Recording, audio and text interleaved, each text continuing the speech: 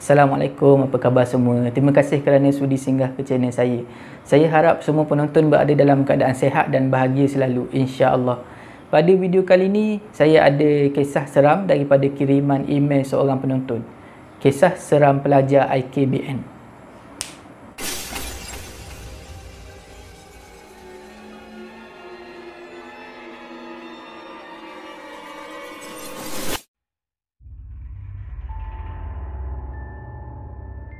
Untuk kisah pertama ni, saya akan gunakan nama samaran Aizat untuk mudahkan penceritaan. Tapi kisah pertama ni, dia bukan berlaku di IKBN, tetapi berlaku on the way nak pergi ke IKBN. Okey, Aizat ni rumah dia di Pekan Pahang. Masa kejadian ni berlaku, dia nak balik ke IKBN di Terengganu, di Kemaman. Pada masa tu jam 2 pagi, Aizat ni naik motor seorang diri nak balik ke Kemaman Terengganu. Daripada Pekan Pahang nak pergi ke Kemaman Terengganu. Bila jam 2 pagi ni macam biasalah, memang tak banyak kenderaan yang lalu lalang. Sampai satu tempat ni, masa tu jalan tu kiri kanan dia hutan. Dekat situlah Aizat ni ternampak ada seorang perempuan berdiri di tepi jalan. Mula-mula Aizat ni takut juga.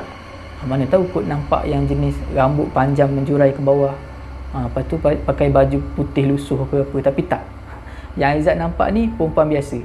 Sebab apa? Sebab dia pakai pakaian biasa. Dia pakai baju t-shirt putih dan juga skirt putih. Dan rambut dia paras bahu.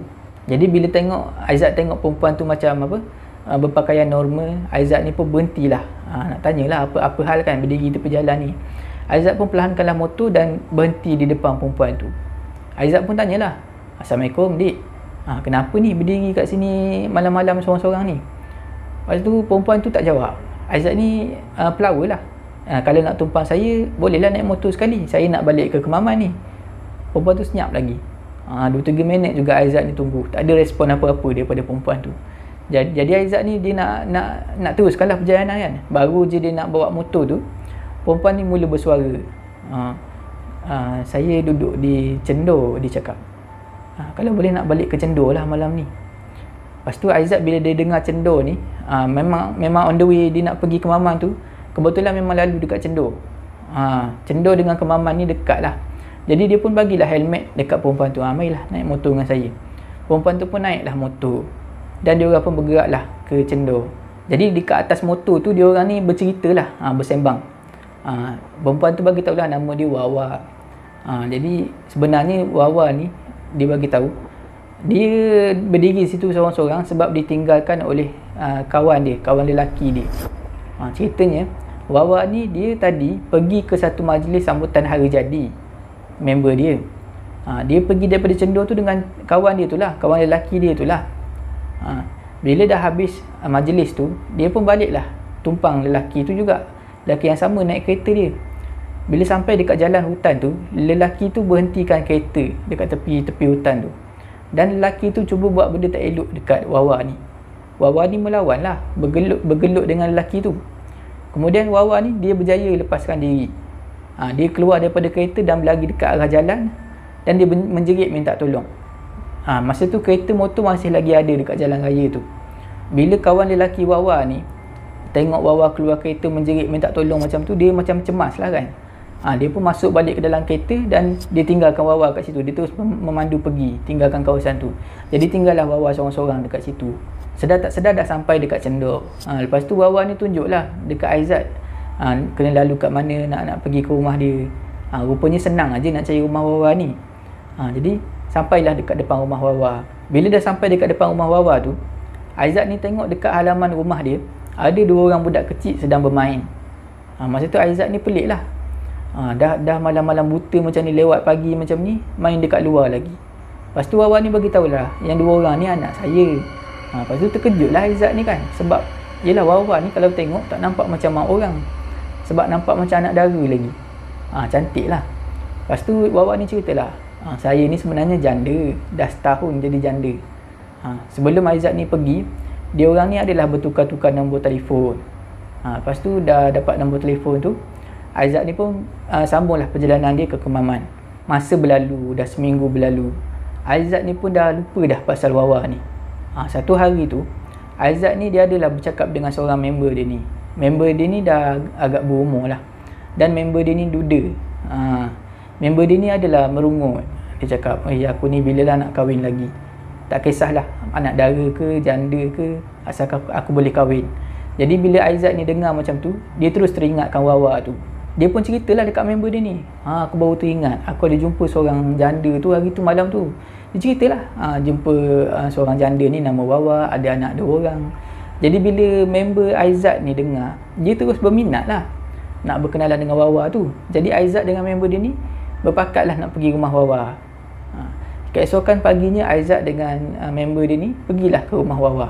Sebab Aizat masih ingat lagi kat mana rumah Wawa tu, sebab senang dia nak cari rumah Wawa ni. Bila dia pergi, dia terkejut. Dia tengok rumah Wawa yang hari tu, tempat dia hantar Wawa, dia nampak 2 orang budak tu cantik aje, elok aje, bersih aje. Tapi dia sampai kali ni depan rumah Wawa, rumah tu dah nampak lain. Halaman rumah penuh dengan lalang. Lalang dah tinggi. Dinding rumah dah penuh dengan lumut. Pintu tak ada, dah terlopong pintu. Tingkap-tingkap banyak yang pecah. Memang macam rumah yang lama dah terbengkalai lah, rumah yang lama ditinggalkan. Jadi kawan Aizat ni pelik lah. Kenapa kau bawa aku kat rumah ni? Kau cakap nak bawa aku kat rumah Wawa. Lepas tu Aizat bagi tahulah, yang ni lah rumah Wawa. Aku hantar dia kat sini lah hari tu. Dalam keadaan Aizat dengan kawan dia ni tengah berdiri depan rumah tu, datanglah seorang lelaki ni. Dia daripada rumah yang berdekatan dengan kawasan tu lah. Datang dan tegur Aizat, "Assalamualaikum. Cik berdua ni cari siapa?" Lepas tu Aizat bagi tahulah lelaki tu, "Saya nak cari ni Wawa, dia duduk kat rumah ni." Lepas saja lelaki tu dengar nama Wawa, lelaki tu hanya menggelengkan kepala lah. Lelaki tu cakap, "Dah ramai dah kena ni." Lepas tu Aizat tanyalah, "Kena apa?"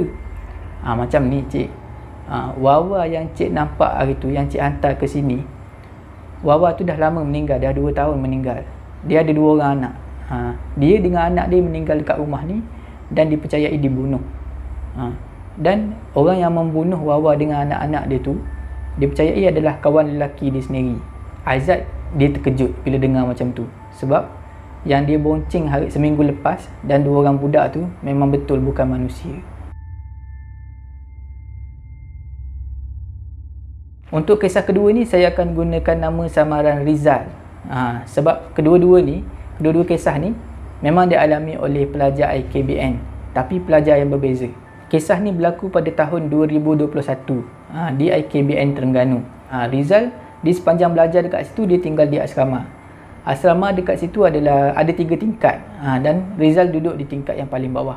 Bilik-bilik dekat situ pula, satu bilik ada 4 orang, 4 student lah satu bilik. Dan di setiap 2 bilik ada satu tandas dekat tengah-tengah. Maknanya dalam tandas tu dia ada 2 pintu lah. Satu pintu boleh pergi ke bilik belah kanan dan satu lagi pintu boleh pergi ke bilik belah kiri. Maknanya 8 orang, 2 bilik ni, 4 berkongsi satu tandas, satu bilik air. Dekat asrama tu kebanyakan student dia tinggal dekat-dekat dengan kawasan tu saja. Jadi kalau cuti hujung minggu biasanya dia orang ni balik ke rumah. Berbeza dengan Rizal. Rizal ni rumah dia jauh. Jadi memang dia tak balik lah. Kalau cuti setakat sehari 2 tu dia tak balik. Cuti hujung minggu memang dia tak balik. Minggu study pun dia tak balik.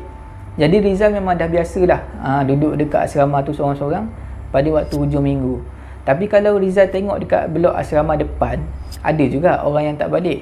Tapi yelah jauh lah dengan blok dia kan. Kisah seram ni berlaku pada satu malam minggu tu. Waktu tu semua kawan-kawan dia semua dah balik. Roommate dia 3 orang dah balik, budak bilik sebelah pun semua dah balik. Memang tinggal Rizal seorang-seorang malam tu. Kejadian ni berlaku lepas jam 12 malam. Masa tu Rizal dah mengantuk lah sikit-sikit. Tapi malam tu Rizal rasa pelik sebab rasanya terlalu sunyi. Biasanya daripada luar dia dapat dengar bunyi TV. TV daripada kafe yang ada dekat dengan blok dia tu. Dekat kafe tu ada TV dan TV tu selalunya dipasang sampai awal pagi lah. Tapi kali ni tak dengar bunyi TV. Maknanya kafe tu tutup. Rizal ni menjenguklah dekat tingkap. Dia pun nampaklah bilik depan blok dia. Blok yang depan tu. Dia nampaklah ada 2-3 bilik yang bercahaya, yang terang. Maknanya selain daripada dia ada jugalah 2-3 orang yang tak balik cuti hujung minggu tu. Lepas tu tak apalah, Rizal pun baringlah dekat atas katil dia. Masa tu tiba-tiba Rizal ni dengar bunyi orang buka pintu daripada bilik sebelah. Bukan bilik yang kongsi bilik air dengan dia tu, tapi bilik sebelah, yang sebelah dinding tu. Dia dengar ada orang buka pintu dan tutup pintu. Lepas tu dia dengar orang buka switch. Tak tahulah switch lampu ke, switch kipas ke, ataupun switch plug. Masa tu Rizal rasa lega lah. Oh, ingat aku seorang dekat blok ni. Ada juga rupanya budak bilik sebelah ni. Dan kejadian macam tu berterusan sepanjang hujung minggu tu. Lepas jam 12 malam memang dia akan dengar perkara yang sama. Orang buka pintu, tutup pintu dan buka switch. Tapi bila hari siang, dia tak pernah nampak orang kat sebelah tu. Memang pintu je memang terkunci aja. Perkara ni berlarutan sampai study week. Sampai minggu study. Rizal duduk seorang-seorang lagi kat situ. Dan sepanjang study week tu, Rizal ni akan dengar perkara yang sama. Lepas jam 12.30 malam tu, dia akan dengar bunyi orang buka pintu dan tutup pintu dekat bilik sebelah dinding tu. Bukan bilik yang share tandas tu, bilik sebelah dinding. Ada orang buka pintu, tutup pintu dan buka switch. Jadi bila minggu study tu dah nak habis, adalah member dia ni balik kan. Dan dia orang ni pakatlah buat study group dekat bilik Rizal ni. Masa tu adalah budak bilik sebelah dia datang. Budak yang bilik sebelah yang share tandas tu lah. Datang dekat bilik Rizal nak join study. Lepas tu Rizal terperasan di kalangan dia orang tu ada seorang yang dia tak kenal. Yang dia tak pernah tengok. Lepas tu dia berkenalan dah dengan budak tu. Budak tu perkenalkan diri, nama dia Wan. Wan ni rupanya duduk dekat bilik paling hujung. Lepas tu dia orang bersembang lah. Rupanya dulu Wan, dia pernah duduk kat bilik sebelah. Bilik yang Rizal selalu dengar bunyi orang buka tutup pintu tu lah. Lepas tu Wan ni bagi tahu, aku duduk kat bilik sebelah ni seminggu aje. Sebab aku tak tahan kena kacau. Masa tu memang Rizal ni terkejut lah. Kena kacau macam mana? Lepas tu Wan ni ceritalah. Dekat tandas bilik sebelah ni, ada jelmaan seorang perempuan. Selalu lalu lalang dekat dalam tandas tu, dalam bilik air tu. Kadang-kadang kita orang nampak dia duduk mencangkung dekat tengah-tengah bilik air tu, atas lantai. Walaupun pintu tandas tu kita orang dah tutup, tapi kita orang tahu dia ada lagi dekat dalam. Jadi Wan dengan roommate dia ni semua minta pindah lah dengan warden. Dia ceritalah pasal lembaga tu, pasal makhluk tu. Kemudian warden ni bagilah dia orang ni pindah pergi ke bilik lain. Dan bilik tu memang ada kunci lah sampai sekarang. Bila dengar macam tu, Rizal ni rasa takut lah. Sebab sekarang dia dah tahu, kalau ditinggal seorang-seorang dekat situ, siapa sebenarnya yang buka pintu, tutup pintu dan buka switch dekat bilik sebelah. Setakat tu sajalah video saya pada kali ini. Saya harap semua penonton terhibur. Jika anda suka dengan video ni, jangan lupa like, share dan komen video ni. Jangan lupa subscribe dan tekan butang loceng untuk dapatkan notifikasi video saya yang seterusnya. Jika anda nak berkongsi kisah seram, boleh hantar ke alamat email yang tertera dekat bawah. Janganlah kita takut kepada makhluk, tetapi takutlah kepada pencipta sekalian makhluk. Semoga kita bertemu lagi di video saya yang seterusnya, insya-Allah. Assalamualaikum.